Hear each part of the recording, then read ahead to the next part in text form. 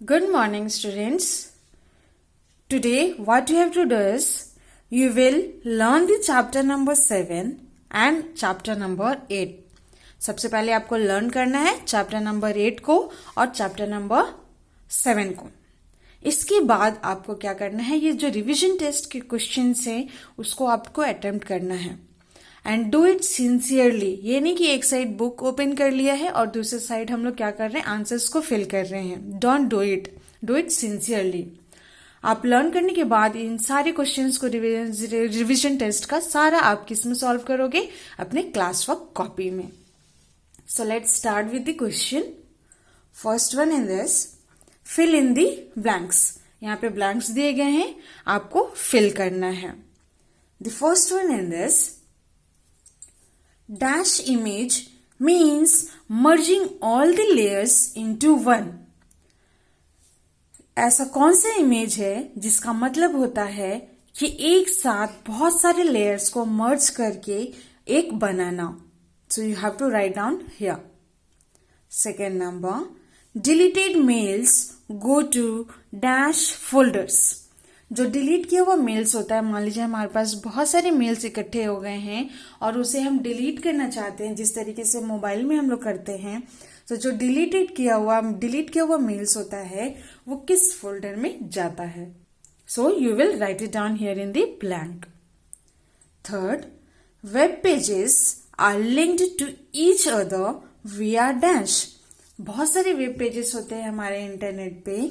अब आपको यहाँ बताना है कि जो वेब पेजेस हैं, जो लिंक्ड होता है वो किससे लिंक होता है.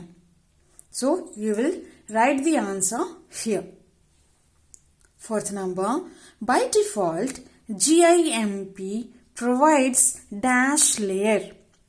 बाय डिफॉल्ट यानी बाय डिफॉल्ट मैंने आपको बताया है कि ऑलरेडी अगर कुछ फीचर्स मान लीजिए मोबाइल के साथ आपको मिलते हैं तो उसे हम क्या कहते हैं, बाय डिफॉल्ट. जैसे मान लीजिए कुछ थीम्स वगैरह हैं जो ऑलरेडी आपके मोबाइल में एग्जिस्ट करते हैं, आपको मोबाइल खरीदते वक्त ही मिला है, that is known as the by default. तो बाय डिफॉल्ट GIMP प्रोवाइड्स कितने लेयर करता है, that you have to write it down here. Second, write true और फॉल्स. अगर स्टेटमेंट आपका करेक्ट है यानी सही है, then you will write T. अगर स्टेटमेंट आपका रॉन्ग है यानी गलत है, फॉल्स है, then you will write down the F. यानी ट्रू के लिए आप T लिखोगे, फॉल्स के लिए आप F लिखोगे. First one in this, one layer can contain only one object at a time. यानी एक लेयर सिर्फ एक ही ऑब्जेक्ट को एक ही टाइम पे कंटेंट यानी उसमें रह सकता है. So, it is true or false, you will mention it here in this box. Second one, gradient tool can only blend two colors at a time. जो gradient tool होता है एक ही बार में blend करना, यानी आप फिंगर से अगर blend कर रहे हो, that is with the gradient tool. Gradient tool बोल रहा है कि यहाँ पे सिर्फ दो ही colors को एक बार में blend कर सकता है. So, you will write here true or false. Third number it is, 3G has a very slow data transfer speed. जो 3G होता है उसमें जो डेटा ट्रांसफर होता है उसका जो स्पीड है वो बहुत ही स्लो होता है. Fourth number, sharing somebody's tweet on Twitter is called retreating. यानी अगर हम लोग शेयर कर रहे हैं किसी और का ट्वीट, जिस तरीके से आप व्हाट्सएप पे अगर आपको किसी ने मैसेज किया है तो आप क्या करते हो, उसे आगे किसी और को भेजते हो यानी फॉरवर्ड करते हो. That is known as the forwarding. लेकिन अगर आप किसी को शेयर किया हुआ किसी का ये ट्वीट आप उसको क्या कर रहे हो, फिर से वो शेयर कर रहे हो, तो उसे हम क्या कहेंगे, retweeting. Next it is, third number it is define. What you have to do is you have to define ISP. ISP आप डिफाइन करोगे, इसका फुल फॉर्म भी लिखोगे, आप साथ में ही डिफाइन करोगे. Second it is air brush tool. Air brush tool उसका यूज लिखोगे, कहाँ पे यूज करते हैं और किस तरीके से यूज होता है, that you will right in this air brush tool. Fourth question it is shortcut keys.